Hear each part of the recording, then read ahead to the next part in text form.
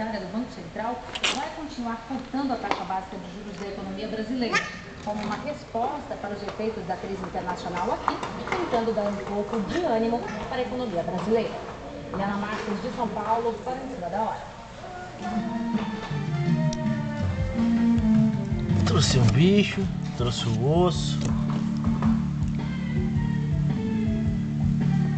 As críticas do senador Jarbas Vasconcelos ao PMDB provocou um mal-estar no partido. Em entrevista à revista Veja, o senador disse que boa parte do PMDB